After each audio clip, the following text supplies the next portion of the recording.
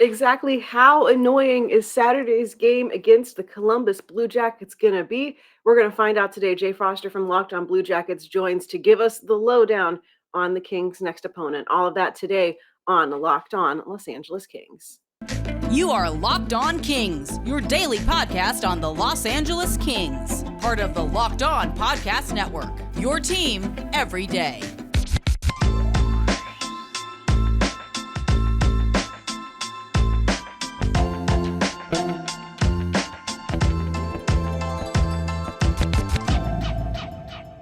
Hey everyone, happy Friday. You're listening to Locked On Los Angeles Kings, part of the Locked On Podcast Network, and thank you for making today's show your first listen of the day and or whenever you opened your podcast app. My name is Sarah Avampato, host of this show, covering the Kings since like 2016 or so.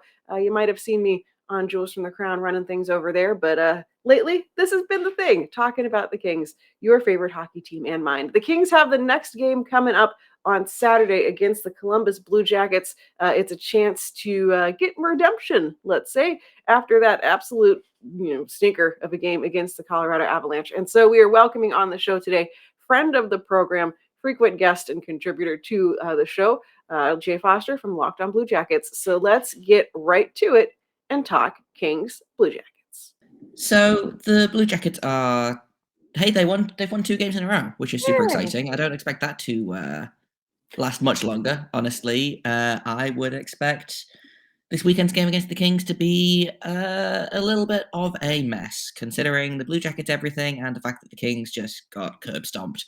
So I thought I would invite friend of the show, friend of me, Sarah Avapato of Locked On LA Kings to come and talk about how all of the defensemen are dead and also what happened in that game. So I guess you know what? Let's just start there. What the heck?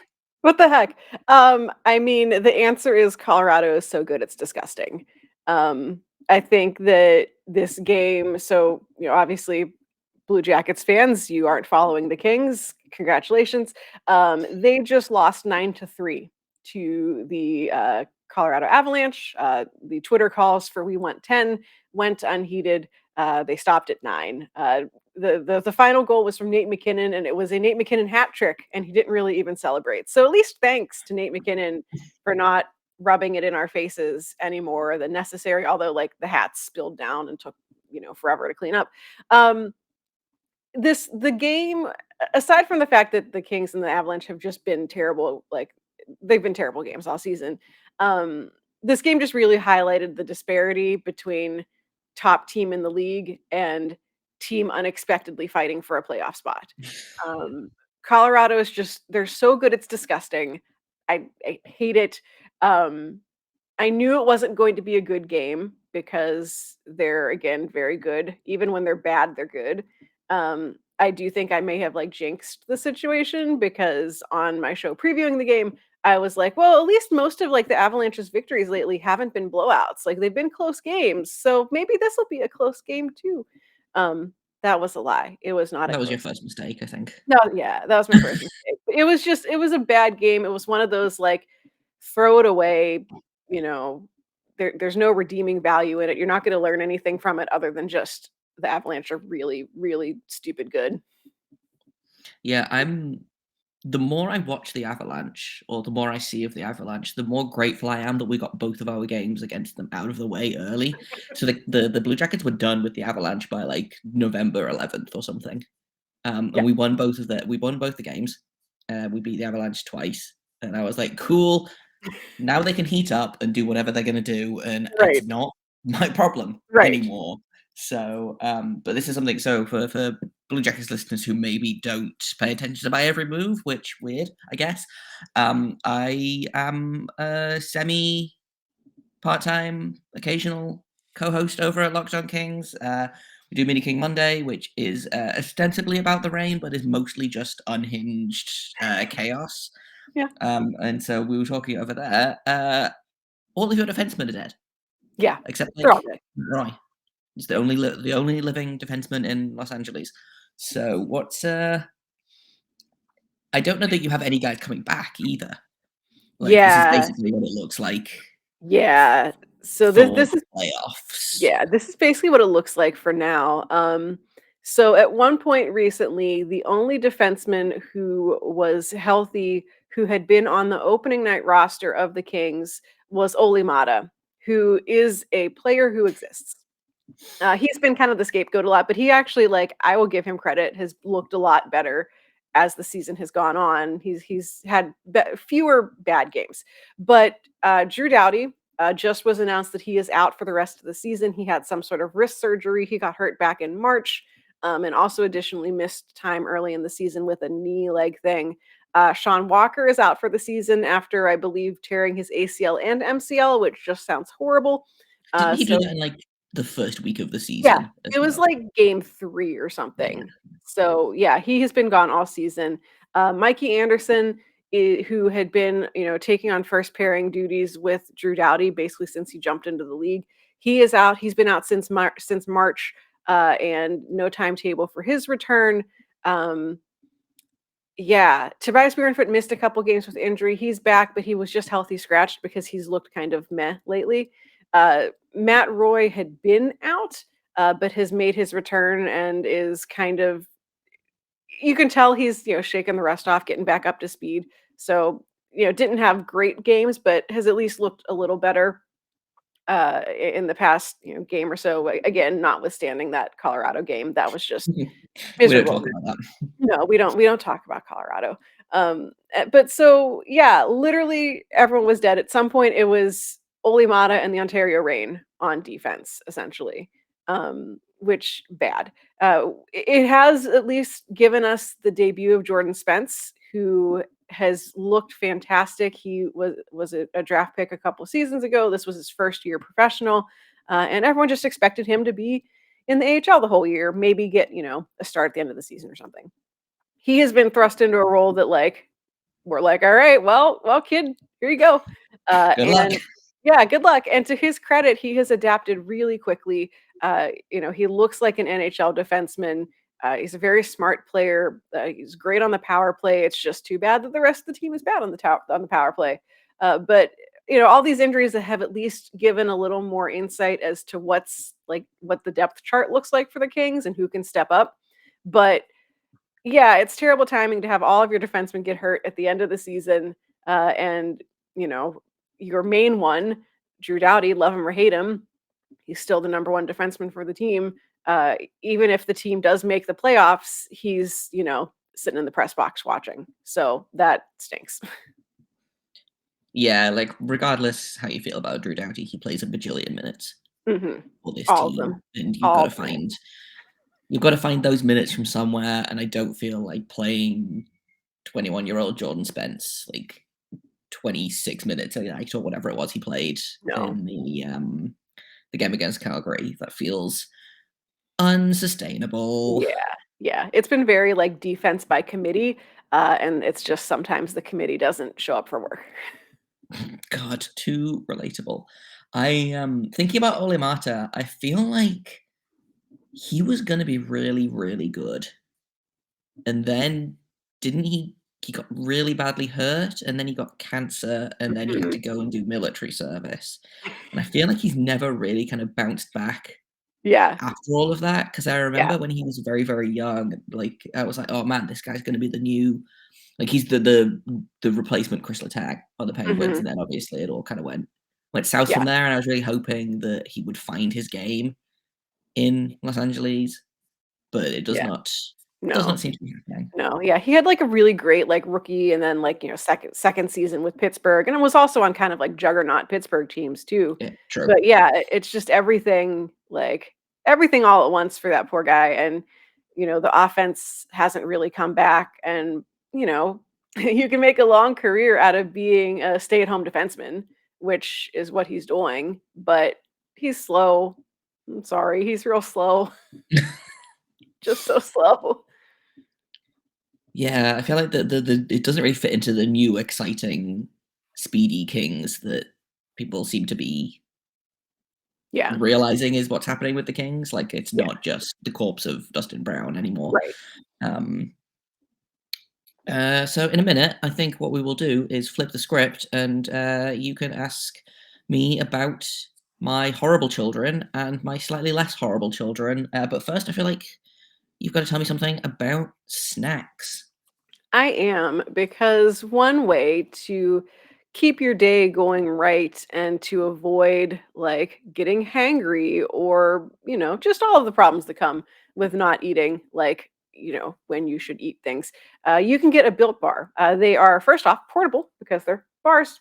This big, and they're great to shove in your bag. You can take them to the gym, you can take them on the bus, whatever it is. You can have a great, tasty snack that is also good for you. They are high in protein, low calories, low sugar, low fat, high in all the stuff that you want in your life, particularly chocolate. They're covered in 100% chocolate.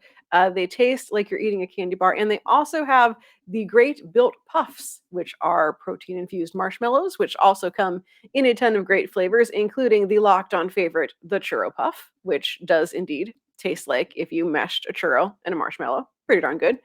Built Bars themselves also have tons of flavors. So whether you're after something sweet like cookies and cream or something like fruity, they've got like orange and berry. You can find all those flavors on built.com. So go check it out. See all of the great options that they have available for you.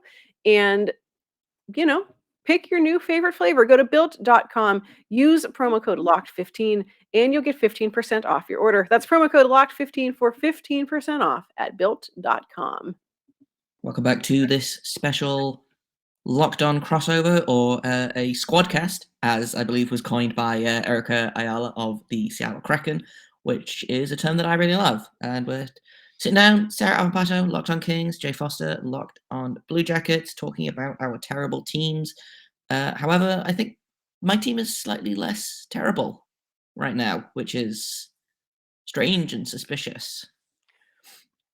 You never know. It's always like, when's the next shoe gonna drop? When are they gonna, do the thing? Yeah, I mean, the Blue Jackets have been throwing shoes up and down all season. Like, as soon as one drops, the other one gets picked up. And I Yeah, feel like I've had about 17 shoes drop this season, yeah. which also is coincidentally is the number of rookies we've had debut this season. Yeah, that's what I was gonna say. I feel like one of the first things I wanted to ask about was, I know you've just signed some college kids whose seasons have ended.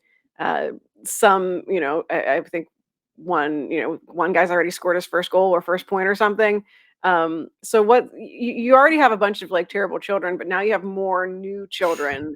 What's the child situation like for the Blue Jackets? It's all. Last I checked, the adults on the team were Jake Voracek, who, in fairness, I feel like is like 3 adults, but also like the fun uncle kind of adult. So I don't know The that he necessarily counts. beard adds to the, Yeah. yeah. And Gus Nyquist, who, in fairness, is a very responsible dad-like figure. But we traded all of our adults in the off-season, so now we just have, a bunch of 18-year-olds. Like, they were, at one point, the second power play unit on the ice last night, as of the time of recording this, so Wednesday night, was 18-year-old Cole Sillinger, 19-year-old Kent Johnson, 21-year-old Jake Bean. It's just... They're all They're all babies. children. They're all children. I mean, how's that going for you? Not as bad as could be expected. I feel like we talked about this the last time we did a squadcast, but the Blue Jackets have been better than expected? Question mark. I think because they were so young, everyone was like, well, obviously they're going to be terrible. Basically, all of the statistical models, except I think Micah McCurdy's, had them at the bottom of the Metropolitan Division and, challenging for picking first overall. And they are not doing that. They are still, I believe, technically in the playoff race. Although if Toronto wins tonight, I think they get to stay alive another day. If Toronto loses, then they're out the playoffs, which seems unfair for our playoff hopes to rest on Toronto winning a hockey Oh game. no, that's gross.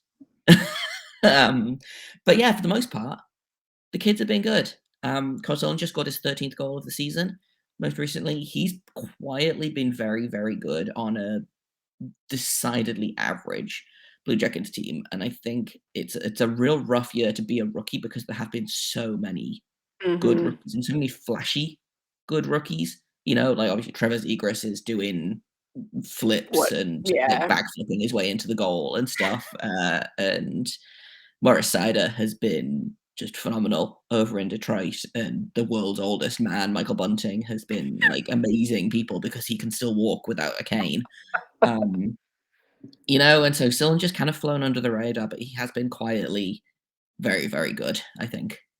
Yeah, feels like a player in, like, any other year, more people would know what's going on with him, but yeah, there's so many other guys that have just exploded out of nowhere. Again, like Michael Bunting, like 34-year-old rookie or whatever. Yeah. I mean, I feel like you put anyone on a line with guys like Austin Matthews, like You could put me on a line with Austin Matthews, and I'd probably right, score 20 goals a season. right. Like, Like, just all you have to do is we actually have a guy in on my beer league team, but we have two guys. So one of them is a Canadian expat who moved over here for work, and then we have a guy that was born over here, and obviously the Canadian guy is worlds better because he played like AAA junior mhm, hockey in Ontario or whatever. Um, and the British guy scored like the last full season we did before obviously COVID shut the world down. The last full season, he scored like 15 goals in the season entirely because all he was doing was waiting for Ken, the Canadian guy, to get the puck and then mhm. just sprinting straight for the goal with his stick on the ice. And he scored like 15 goals like that. So that would Right. be my plan. Yeah, yeah, If I was on a line with Austin Matthews or Mitch Marner, I would literally just as soon as one of them had the puck, I would be right, like, just right, go. I'm gonna go Mhm, straight for the net, stick on the yeah, ice, hope for the done, best. done. Yeah, Amazing. Michael Um, Bunting, yeah, nothing. congratulations to him for the world's easiest rookie season. Um, you also have, like we've talked about him before on the show, but, your greyhound and a snood, Patrik Laine, who I feel like anytime I look at his stats, I just feel like as as an outsider, as someone who doesn't really, I feel like you're my gateway to Blue Jackets content. Like, but I feel like the wider world of sports, just everyone just always like, oh, Patrick Laine is like having such a bad season. He's a point per game player right now. Like, why is there this disconnect between like what Patrick Laine is actually doing and everyone else just assuming that somehow he's like washed already? Yeah, I mean, like, the instinct is to be like, oh, because he's playing in Columbus and no one cares about Columbus, even when the team is good, they have to like fight for any kind of Mhm, national attention. Like they didn't get a national game this season. mhm. Uh, they haven't. They got like one last season, one the season before, and it's usually against someone like Tampa Bay or Pittsburgh where Yeah. they get like curb stomped, and everyone's like, "Wow, the Blue Jackets are a terrible team." Blah blah blah. So I think it's partially that you're playing in a city that doesn't have like it's a small market. Mhm. It's the same as guys that play in Arizona or up until like this most recent season, like Florida. I felt like was a Yeah. similar team where people are like, "Oh my god, did we know that Jonathan Huberdeau was this good at hockey?" And I'm like, Yeah. "Yes." Yeah. People who watch the Florida Panthers have known this for a long time. So I think partially it's that. Partially it's because everyone still remembers that rookie season he had where he scored like 40 goals. Mhm. And also, I think partially because he's kind of been hot and cold this Mhm. season. I think everyone expected him to basically get stapled to Jake Voracek, and Jake Voracek would just feed him the puck all season, and Yeah. he would have like a bajillion goals, and that hasn't really happened. He's on, I think, 26 goals last I checked, but he's got about that many assists. So it's very much a case of he's a point per game, but I think people are expecting a lot more goals from him than they're getting, which again is kind of partially because Boone Jenner kept stealing all of his power play goals by doing the Michael Bunting method of Yeah, just just standing in stand front of there. the net and letting the pucks bounce off him. Yeah. Michael Bunting, if you listen to this, I'm very sorry. I'm sure you're a very talented player, but I try not to pay attention to Toronto. But yeah, so he has like he had a 3-point game last night Yeah. because it was a goal and 2 assists. Like everyone's like, "Oh my god, this guy's falling." People get twitchy when Yeah. goal scorers Yeah. get assists. I've And I feel noticed. like It's like, I mean, because the big complaint about him was always like, oh, he's one dimensional. Like he can score goals, but what else can he do?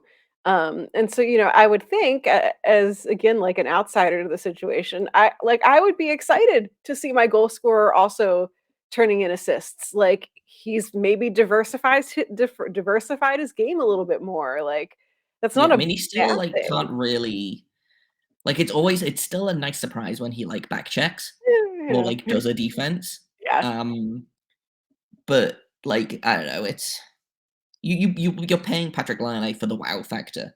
Right. Patrik Laine is one of those players that is very clearly the main character in their own head. Yes. You get some players that are like, God, I can't think of anyone immediately off the top of my head that's like a supporting character Uh-huh. kind of player, even if they are a star Yeah. themselves. Oliver Bjorkstrand might be a really good. Like he's clearly a supporting character, even Mm, though he's probably the second best goal scorer on the team. He's an elite transition guy. He's a really, mm. really underrated, sneaky good player. Patrik Laine is the main character, and I think he thinks that he's the main character for everyone else as well, and Yeah. he's fun and you like I don't know, he's exciting to watch all the time. Even when he doesn't score, I think you can see he's trying stupid stuff and he's got that shot, the Ovechkin shot, He's a lot of fun and I don't know how I feel about assigning him to a super long-term Mhm. contract this offseason. I still don't know whether it's gonna happen, but if Jarmo Kekalainen was like, "We will give you $8 million for 8 years," I wouldn't be upset Right. necessarily, but, it'll be interesting to see how the contract goes, and I think that's the other thing is people are like, "Well, he's making $7.5 million a year right Mhm. now. He should be a point per game player. He should be better than a point per game player." Right. It's the Mitch Marner argument of Mhm. he's Listen. earning what, 12 Mhm. Mitch Marner's on something stupid like $12 million. That'd be ridiculous. Like, listen, we can't Um, all be Connor McDavid. yeah, yeah, you should be just be grateful with what you have. Columbus hasn't had a star player maybe since Rick Nash. Like, Yeah. arguably Artemi Panarin for the, like, season and a half he was here Mhm. for, but, like, since Patrik Laine might be the most exciting player since Rick Nash. Yeah. I So, like it. Good for him. yeah, I'm really happy. He had kind of a down season last season, and I think that also was what prompted the, "Wow, he's a bust." The Mhm. guy's 23. Chill. Right. Right. He was super injured at the start of the season. He was out for, like, 2 months, and then his dad died. And then he came back, and I think that was when he was like, "Right, well, I'm gonna score." Yeah. Of I think he did 21 goals in 18 games returning from injury or something course he did. stupid, like, he's Totally normal. Patrik Laine is fine. That's a Um, totally and normal thing to do. yeah, he's fine, calm down. Yeah. Um, in a minute, I think we'll talk about the game on Sunday. I don't think there are no ex-Blue Jackets left on the Kings anymore now that Jeff Carter's No. gone, so there's no Yeah. one to score revenge goals against us, but, we'll talk about how we think the game is gonna go in just First, I've got to tell you about BetOnline because if I was a betting man, I would have put money on Jeff Carter scoring a revenge goal against Columbus because that's what Jeff Carter loves to do. Yeah. And I would probably find the odds for that over at betonline.net, which is your number one source for all your betting stats and sports information. You can find all the latest sports developments, league reviews, news, including basketball playoffs, the start of the Major League Baseball season. BetOnline is your continued source for all your sporting wagering information needs, from live betting to playoffs, esports, and more. They've got hockey, they've got baseball, they've got basketball, they've got like odds for who the next fired coach is going to be in football, which is very funny considering it's the off season. They've got boxing, they've got UFC, they've got your favorite Vegas casino game. So if you're a blackjack kind of guy, you can get that at betonline.net. So head to the website today or use your mobile device to learn more about the trends and action because betonline is where the game starts. So I feel like this game is going to go one of two ways. It's either going to be just a complete revenge game for the Kings, who just got embarrassed by Colorado, probably want to lick their wounds and are going to come out swinging the next game, or they're going to be broken by Colorado. It's just going to be a miserable game. God, I hate how right that is because and I think that, it's a little late in the season to be trying to figure out where your team is emotionally. We're kinda down to the wire here, but it'll be interesting to see how they respond because they've had both of those games this season of we had a really crappy game, the next game they turn around and you're like, "Oh, wow, they look amazing." And then they've had really bad games, and they turn in an even worse performance the next time. So, like, I'm leaning towards the even worse performance next time, largely because I have to stick with I got away from it for a little while, and I've been burned now, my thought of if I say the Kings are gonna win, they embarrass me, so I just have to, like, assume that they're gonna lose. It And doesn't then work. either you're Yeah, right yeah. or you're pleasantly surprised. Right, like, and oddly, it doesn't work in the opposite direction of, like, oh, if I assume they're going to well, yeah, it's just this team hates me, really, is the moral of the story. But, yeah, I feel like expect them to I want to see them come out strong, I want to see them, from the jump, look good and do all the things that have made them successful, but I don't trust them. I don't trust them. Hockey, I feel like, is a sport that is big on trusting and big on like team and this like unshakable Mhm. bond, but also I've never trusted anything less than I trust my team with like a 2-goal lead with Yeah, 3 minutes left in the game, you yeah. know? Because I've been burned so many times this season. Are the Kings still terrible at special teams? Oh, yeah. Yeah. Horrible? Yeah, Yeah. just pretty decidedly mediocre. Every so often, the power play will do something, and you're like, "Oh, look at that. No, could you do that every time?" And then the answer is no. They did it once and then, like, never again. Well, if you did it more, you'd start to expect it every time, and Right. then that's just not sustainable. Yeah. The Blue Jackets have been sneaky good on the power play. I'm just pulling up where they are in the league now. They've killed off well, they allowed a power play goal last night Mm, to Montreal, obviously.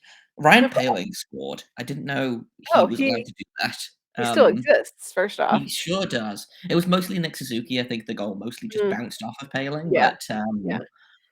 Yeah, I looked it up because I was curious. Over season overall, the Kings have a power play that is connecting at 16.5%.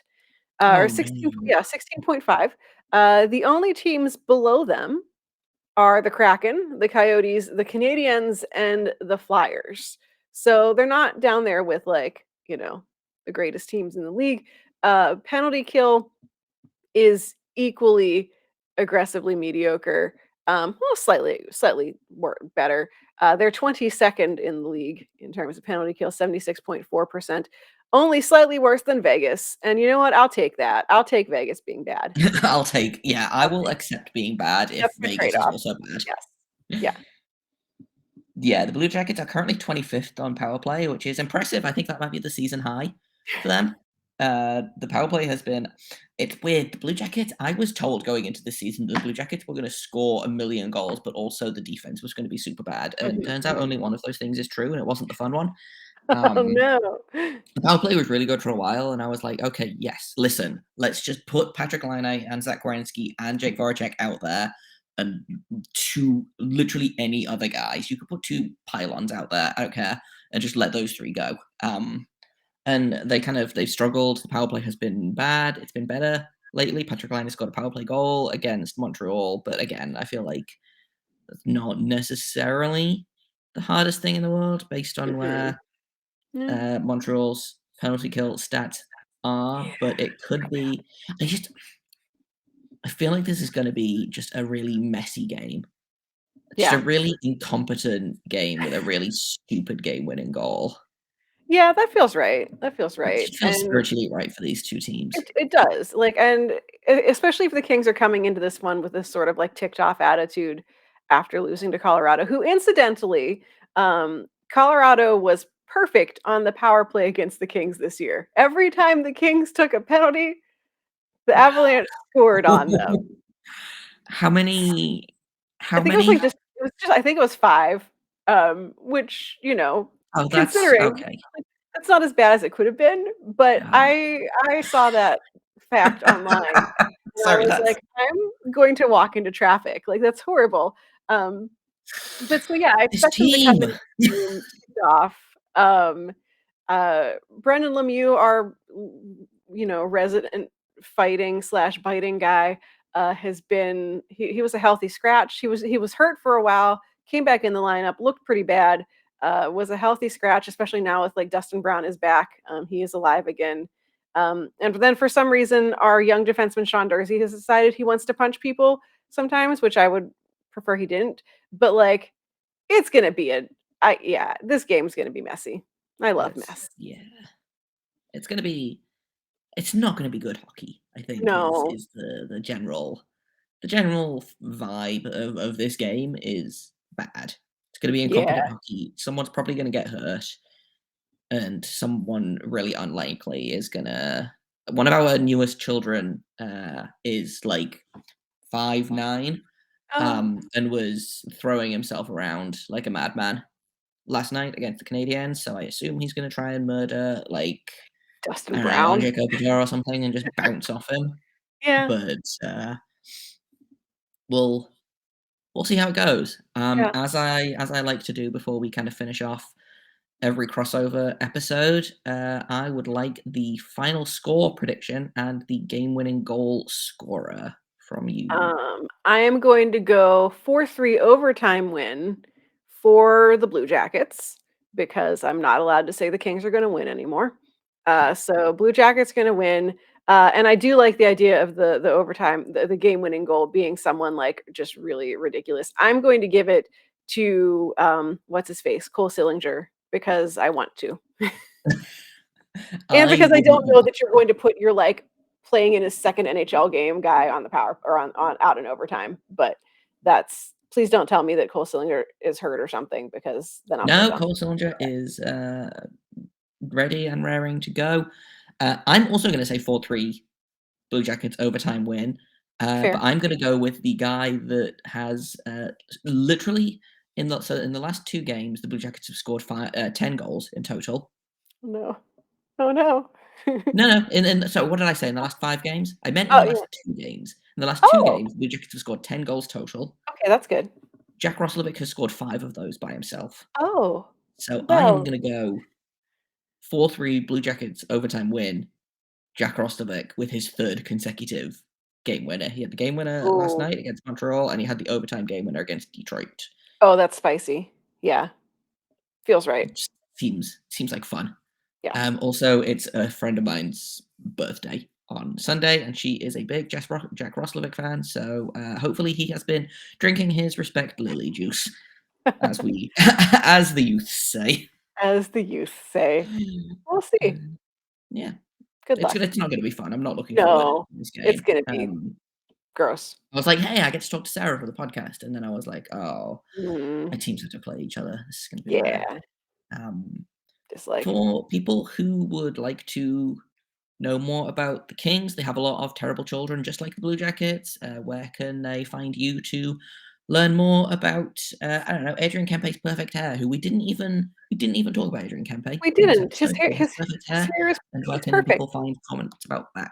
It's perfect. We'll make sure to talk about it on the next Mini Kings Monday. Maybe he will toss it at some point during this game. You We can can only find hope. me on Twitter at Right Said Sarah. If you're looking at the YouTube, it is down below my face. The show is on Twitter at Locked On LA Kings. You can follow along there as I tweet things like "Stay in your net" and "Dear God, why?" whenever they take another penalty. So you can find that there. The show is, of course, available wherever you get your podcasts. And you can also hear me on Wednesdays on Locked On NHL, where we talk all about the Western Conference. So that is where I'm at. And you can find me over at _ Jacob Foster. Again, if you're watching on YouTube, it is down here because my name is ridiculous to spell. Oh, We have a dog. you There is do. a Hi. dog on the podcast. I'm Oh. delighted. You can find the show over at Locked On Blue Jackets. And I think that's everything. Yeah, there's Thank your you for making this incentive show for your first watching. listen or watch Like, of the that's your day. incentive for watching on YouTube because if you're just listening to the podcast, you don't get to see the dog that just popped up over my shoulder. and is This is currently true. like kicking me in the back. So I there's didn't know your that she was there. yeah. Until So there's your incentive to watch on YouTube. Sometimes yes. secret Now that gems. you've listened to this entire podcast, go back and watch it on the YouTubes. But thank you for making us your first listen or your first watch of the day. Enjoy the dog content. Try to enjoy the game on Sunday. I don't think either of us will, but one of you probably should try. Yeah. And until Monday, make sure you stay locked on.